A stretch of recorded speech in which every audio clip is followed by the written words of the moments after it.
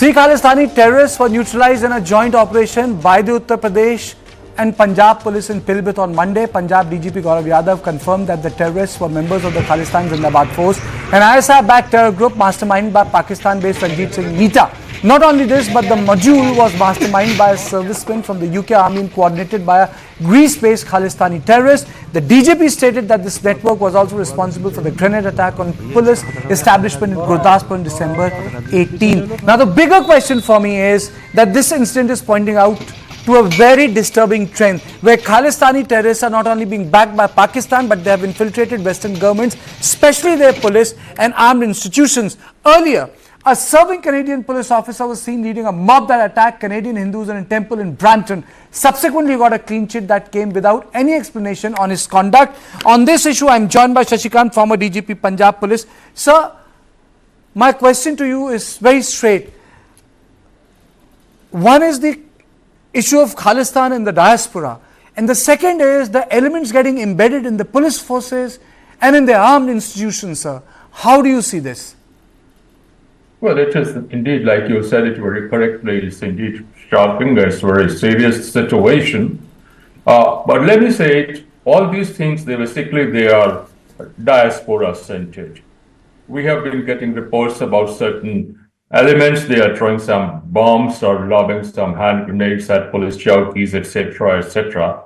Let me tell you very clearly, we Punjabis have a weakness. That is that we wish to go abroad one way or the other. I'll come to your point later on. I'm just trying to put everything in the right perspective. So these guys sitting abroad, whether it's Neeta in Pakistan or whether it is in Canada or US, even UK, even New Zealand, they have been luring these youngsters here that, okay, you do this thing, or we'll ensure that you come abroad to the Western countries one way or the other. That is why when the guys who have been neutralized and Pilibhit, they threw a bomb in a police chowki at Gurdaspur and they ran away. They did not hide in Punjab because Punjabis don't want Khalistan.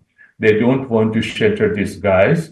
They went to Pilibhit so that from there they could skip over to Nepal and from there take a flight and go to their masters, whether it's Neeta or these guys.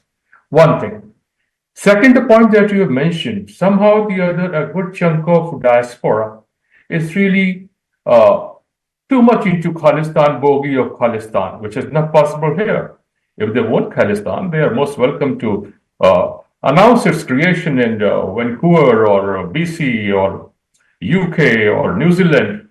They can do it. So the worst part is that certain persons who are into forces, like you mentioned about Canada, you mentioned about this point, they are also equally brainwashed. This is basically a bogey which is being raised and carried forward. Oh, I absolutely agree with you, sir, that this is bogey. I absolutely agree with you. But what I really find disturbing is people get jobs, people can be part of constabulary, people can have a job in the armed forces. And imagine if they are brainwashed into this thinking, they become part of the institution. Let me play out the bite of the DGP and the ADG, because it was a joint operation, and I'll come back to you, sir. In a major breakthrough against ISI-sponsored terrorism in Punjab, a joint operation of UP Police and Punjab Police has led to an encounter with 3 operatives of Khalistan Zindabad Force in district Pilibhit, UP. In this encounter, 2 AK-47 rifles and 2 Glock pistols have been recovered. The 3 persons involved who fired at the police party have been identified as Varinder Singh alias Ravi, Gurvinder Singh and Jashanpreet Singh alias Pratap Singh. All 3 are resident of the area of police station Kalanor, and they were involved in a grenade attack on the police post Bakshiwala in the same police station. The preliminary investigations have led that this module was controlled by Ranjeet Singh Neeta, the chief of KZF, who is Pakistan-based, and he was operating mainly through Jaswinder Singh Manu, who is based in Greece. He belongs to village Agwa, which is the same village of one of the module members, Varinder alias Ravi, who was leading the module.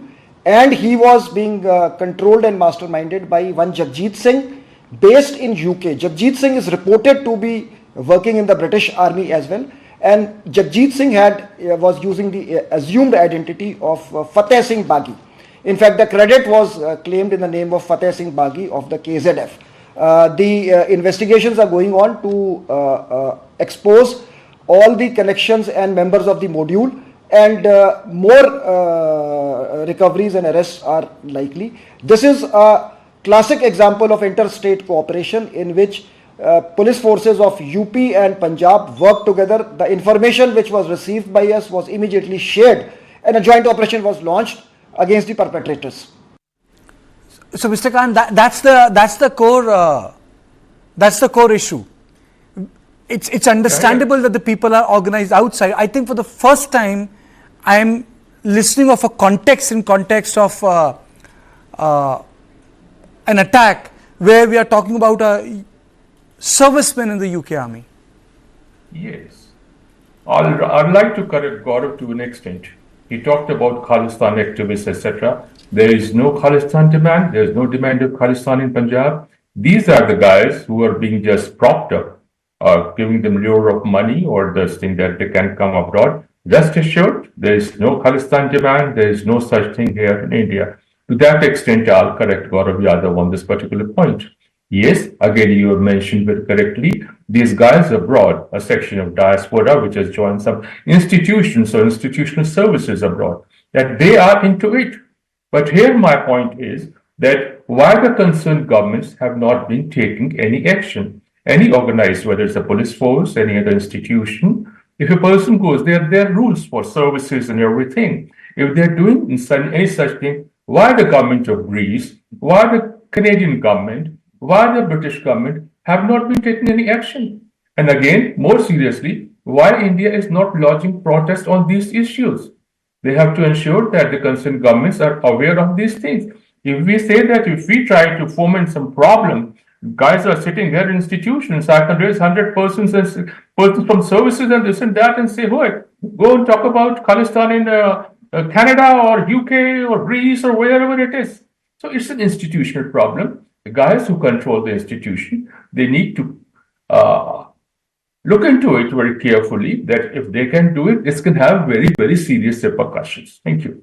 Absolutely. I completely agree with you, because it will have a serious repercussion, because in both UK, in both Canada, even to some extent, sir, in the United States of America, there is an institutional support that these elements are getting. Yes. Of late, the